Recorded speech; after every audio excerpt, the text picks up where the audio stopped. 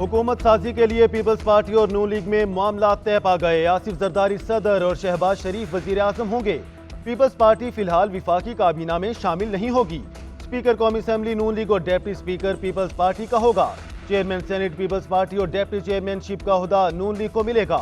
चारों सूबों के गवर्नर्स के हवाले से भी दोनों जमातों में बातचीत तय। मुआहदे के मुताबिक सिंध और बलोचिस्तान में नून लीग, पंजाब और बलोचिस्तान में पीपल्स पार्टी का गवर्नर होगा। बलोचिस्तान में वजीर आला पीपल्स पार्टी और स्पीकर बलोचिस्तान अवामी पार्टी से होगा। नून लीग भी सूबाई काबीना का हिस्सा होगी।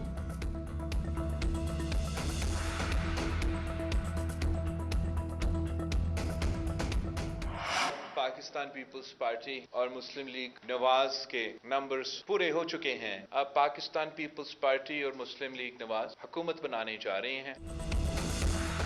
पीपल्स पार्टी और नून लीग ने हुकूमत साजी के लिए अपने नंबर पूरे कर लिए। शहबाज शरीफ वजीर आजम और आसिफ अली जरदारी सदर के लिए मुश्तरका उम्मीदवार होंगे।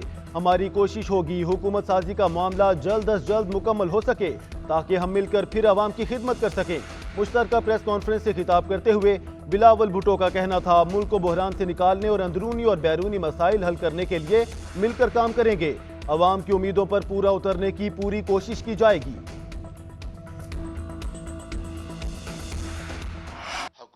बराए हुकूमत वजारतें और बारियां लेने की ये बात नहीं है। इस वक्त हमें पाकिस्तान को मुश्किलात से बचाना है, पाकिस्तान को पांव पे खड़ा करना है और फिर पाकिस्तान को तरक्की और खुशहाली की तरफ लेके जाना है।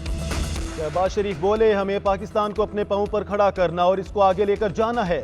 ये हमारे लिए खुशी का नहीं बल्कि फिक्र का लम्हा है, क्योंकि अल्लाह ताला हमें एक बार फिर इक़्तिदार देकर खिदमत का मौका दे रहा है। हमारे साथ नौजवान भी होंगे और बूढ़े। नौजवान मिलकर मुल्क को आगे बढ़ाएंगे। अल्लाह ताला से दुआ है कि वो हमें कांटों भरे सफर में कामयाब करे।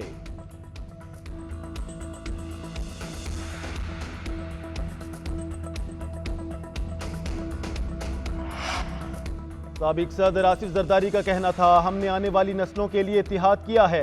हमारी जुस्तजू सिर्फ पाकिस्तान के अवाम हैं। हमारा मकसद मुल्क को मुश्किलात से निकालना है। मेरी बहनें, माएँ और बेटियां भी दुआ करेंगी।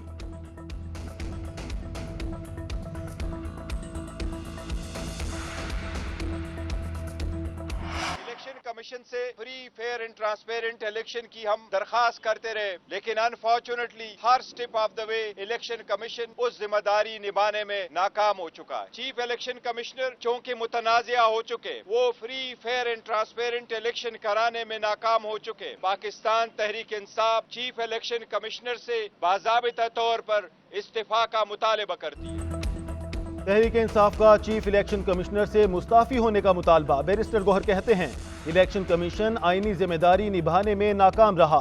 इंतखाबात शफाफ नहीं हुए। मुतनाज़िया चीफ इलेक्शन कमिश्नर के सीट पर रहने का कोई जवाब नहीं। कमिश्नर लियाकत अली चट्ठा और उनके अहले खाना की जिंदगी को तहफ़्फ़ुज़ दिया जाए। हुकूमत अवामी उमंगों के मुताबिक तभी चलेगी अगर मैंडेट अवामी होगा। इलेक्शन के शफाफ नताइज ना आए तो IMF प्रोग्राम को भी नुकसान होगा। फौरी फार्म 45 के मुताबिक नतीजा जारी किया जाए। परसों इलेक्शन कमीशन में मखसूस नशिस्तों की दरख्वास्त भी देंगे। उम्मीद है इलेक्शन कमीशन हमें नशिस्तें अलॉट करेगा।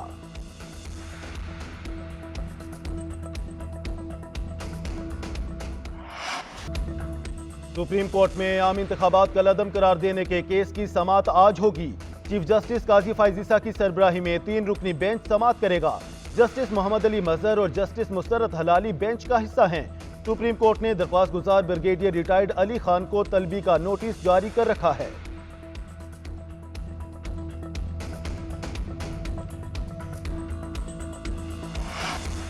साबिक कमिश्नर रावलपिंडी के इंतखाबात में धांधली के इल्जामात का मामला। इलेक्शन कमीशन ने DROs और ROs के बयानात कलमबंद कर लिए। जराये के मुताबिक DROs और ROs ने दबाव और धांधली के इल्जामात को मुस्तरद कर दिया।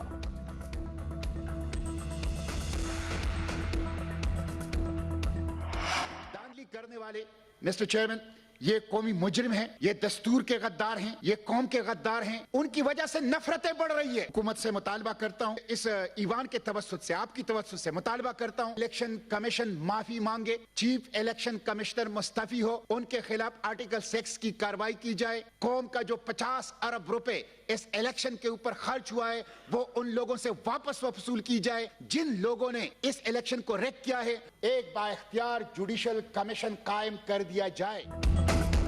سینیٹر مشتاق احمد کا چیف الیکشن کمشنر سے استعفیٰ دینے کا مطالبہ۔ سینٹ اجلاس میں اظہار خیال کرتے ہوئے کہا، الیکشن کمیشن شفاف انتخابات کرانے میں مکمل ناکام رہا۔ دھاندلی کرنے والے قومی مجرم ہیں، ملکی سالمیت سے کھیل رہے ہیں۔ چیف الیکشن کمشنر نے آئین سے غداری کی، ان کے خلاف مقدمہ چلنا چاہیے۔ یہ جعلی الیکشن تھا جس سے جعلی حکومت بنے گی۔ سینیٹر علی ظفر نے کہا، کوئی مانے یا نہ مانے، عوام نے فیصلہ پی ٹی آئی کے حق میں دیا ہے۔ عوام کا مینڈیٹ چوری کیا گیا، یہ جمہوریت کے ساتھ ظلم ہے۔ اگر ہمارا مینڈیٹ واپس نہ کیا گیا تو کسی کے ہاتھ میں نہیں رہے گا۔ سینیٹر ولید اقبال کا کہنا تھا، الیکشن سے پہلے چھاپے مارے، انتخابی نشان چھینا گیا، الیکشن کے دوران انٹرنیٹ بند کر دیا۔ دیدہ دلیری سے مینڈیٹ کی پامالی پر دنیا نے بھی نوٹس لیا۔ تحریک انصاف نے سینیٹر اعجاز چودھری کے پروڈکشن آرڈر جاری کرنے کے لیے قرارداد پیش کر دی۔ 27 ارکان کے دستخط موجود ہیں۔ مشاہد حسین سید کا بانی پی ٹی آئی سمیت سیاسی قیدیوں کی رہائی کا مطالبہ۔ کہتے ہیں، کل عدم ٹی ٹی پی سے بات کی تو سیاسی کارکن کے ساتھ کیوں نہیں کرتے؟ عدالت کو استعمال کر کے نرم مداخلت کی گئی۔ 8 فروری کے انتخابات تاریخی تھے، مشکلات کے باوجود پی ٹی آئی جیتی، مبارکباد دیتا ہوں۔ میاں صاحب کو دل بڑا کر کے ہی آغاز کرنا پڑے گا۔ یہ اسٹیٹمنٹ شپ دکھانے کا وقت ہے۔ نواز شریف دل بڑا کریں، پیپلز پارٹی کو وزیر اعظم کا عہدہ دیں اور خود صدارت سنبھالیں۔ سینیٹر عرفان صدیقی کا کہنا تھا، انتخابات پر تحفظات ہیں تو ایوان میں آئیں، حلف اٹھائیں اور اپوزیشن کا کردار ادا کریں۔ 9 مئی کو بھول جائیں، تعمیری سوچ اپنائیں، افراتفری سے بچیں۔ 2018 میں ہمارے بھی ٹکٹ چھینے گئے، ہم نے بائیکاٹ کیا، نہ استعفے دیے۔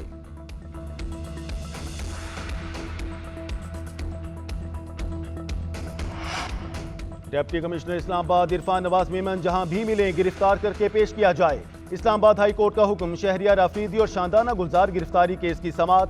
3 MP آرڈر جاری کرنے پر توہین عدالت کی درخواست دائر کی گئی تھی۔ عدالت نے ڈی سی اسلام آباد عرفان نواز میمن کا نام ECL میں بھی ڈالنے کا حکم دے دیا۔ عدالت نے قرار دیا، آج صبح 9 بجے گرفتار کر کے پیش کیا جائے۔ IG اسلام آباد دوسرے صوبوں کے ساتھ مل کر وارنٹ گرفتاری پر عمل کروائیں۔ وکیل راجہ رضوان عباسی نے موقف اختیار کیا کہ ڈی سی نے عمرہ کی ادائیگی کے لیے جانا ہے۔ جسٹس بابر ستار نے ریمارکس دیے کہ عدالت نے عرفان نواز میمن کی درخواست منظور نہیں کی تھی۔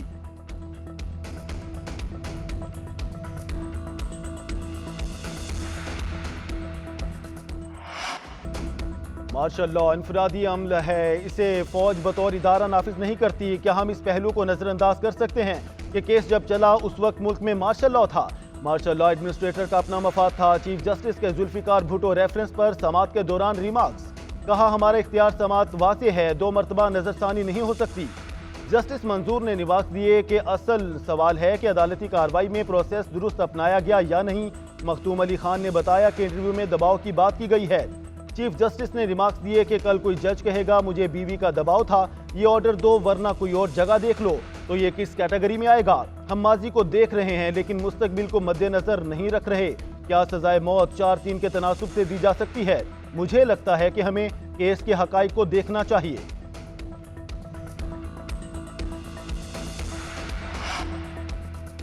الیکشن کمیشن میں انتخابی عذرداریوں پر سماعت۔ NA 130 لاہور میں ڈاکٹر یاسمین راشد کی درخواست پر نواز شریف کو نوٹس جاری۔ NA 64 گجرات سے کیسرا الہی کی درخواست پر فیصلہ محفوظ۔ NA 148 اور NA 58 چکوال میں درخواستوں پر فیصلہ محفوظ۔ NA 118 سے عالیہ حمزہ کی جانب سے راجہ امیر عباس نے وکالت نامہ جمع کرایا۔ PP 248 سے جام یونس کی درخواست پر فیصلہ محفوظ۔ PP 48 میں دھاندلی کی شکایت پر RO سے جواب طلب۔ PB 32 سے صادق سنجرانی کی کامیابی کے خلاف درخواست 27 فروری تک ملتوی۔ عبدالعلیم خان کی NA 117 سے کامیابی کا نوٹیفیکیشن بھی اسلام آباد ہائی کورٹ میں چیلنج۔ راولپنڈی کے حلقے NA 55 پر نون لیگی امیدوار کی کامیابی کے خلاف بھی درخواست دائر۔